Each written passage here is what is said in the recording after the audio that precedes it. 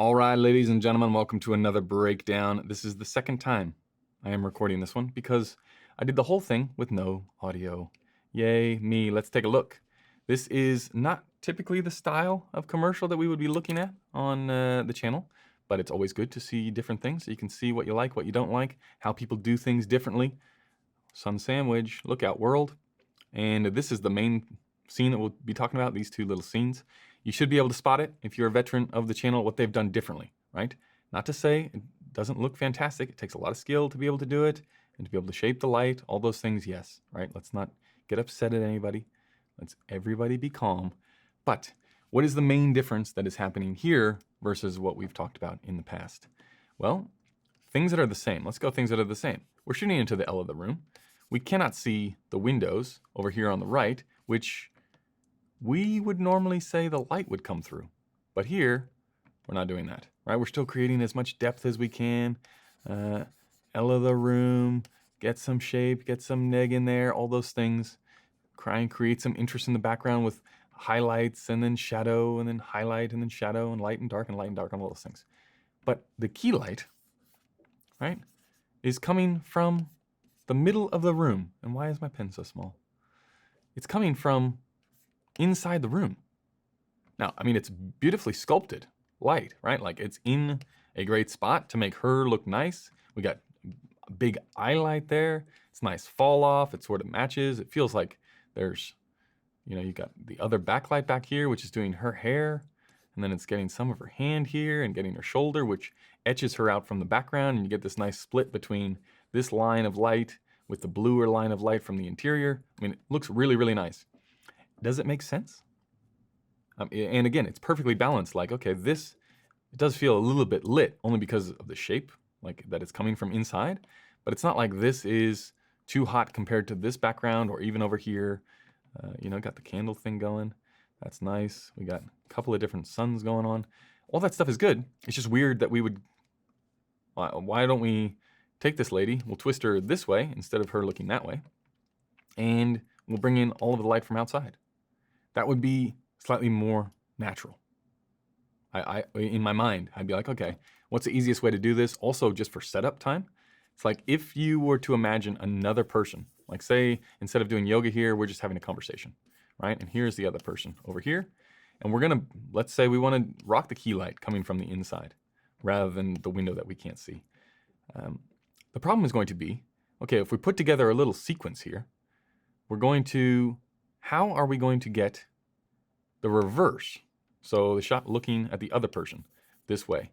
We're gonna have to move everything that we had before to make this work because we're not really lighting the space, we're lighting the person, right? Because we're inside, you need so much of a grip jungle to keep the light off the back here, to shape it up for her. There's not a lot of room. Like I think if she moves, 3 feet that way, this image looks completely different. Whereas if you light things from the outside, it allows you to light the space and you're basically setting it up once, and as long as you choose the right side of the line, you should be able to move fairly quickly between setups.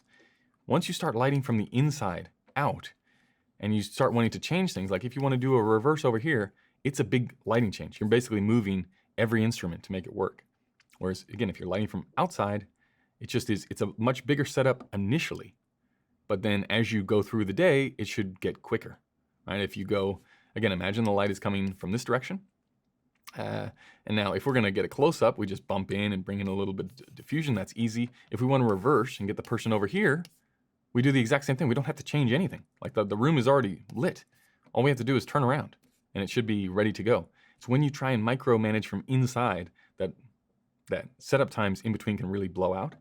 So as long as you prepare productions and be like, hey, we're gonna eat a little time early in the day just to get things set up. But then as soon as we get set up, which directors really like, as soon as we get set up, you can just go, right? There's no, 45 minutes to change everything when we're flopping it.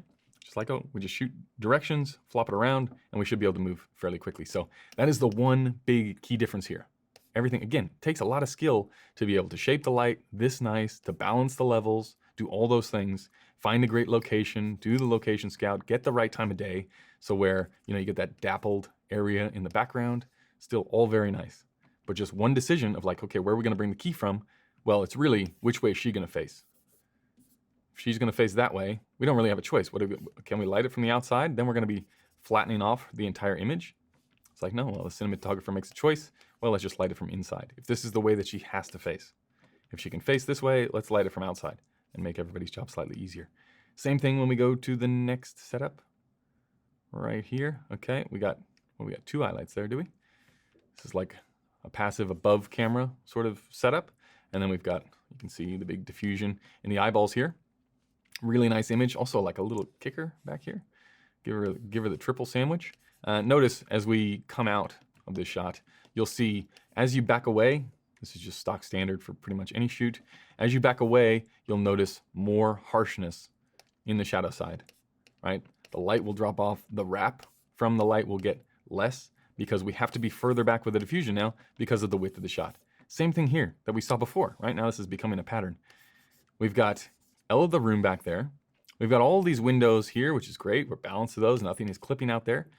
It seems like it would be really easy just to put whatever light is over here inside to put it over here and make it come from the outside, right? And then do the same trick where you have this little edge light here. You just bring it down this side. Just seems like flopping those two would be what I would think of first. But this goes to show you that you can do it inside. This feels a little bit more polished. And polish, sometimes that's a great thing. Other times, if you're going for realistic, I don't know. I've never really seen a lady in a gym look like this, right? In terms of lighting. This back here, what you're getting here is a little bit more natural, right? Like if we bump over there with the camera and we focus up on this person here, they'd be getting the majority of the light from the window. They'd be getting a little bit of backlight here from the thing behind them, but it would just be a little bit more natural. It wouldn't be quite as stylized or as pretty as this lighting, right? This is very like photography, boom, everything in its right place. So it's just those one little, we're still doing all the things we normally talk about, creating depth here, using these things to take 2 dimensions and try and make it 3, like just create those little cues. Again, L of the room, salt and pepper in the background, finding little interesting highlights and things, but deciding, okay, well, if you've ever wondered what lighting from the inside looks like, it looks like this. And it's way harder, way, way harder. Now, the thing is, you could probably do it with less level.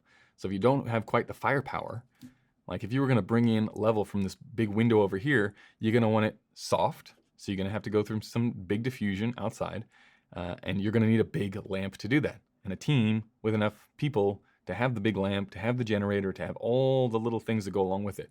Whereas if you're here, you could probably do this with a 600D, right? And an 8x8 can get you this amount of level because we can get closer to the talent. So it's just weighing up the things that you have, the budget that you have at your disposal. Even so though, if you have the 600D, you could probably just put it on this side, right? And go this way. Anyway, it's a choice that you make once you get inside of a space. Maybe there's limitations on size inside the location one way versus the other.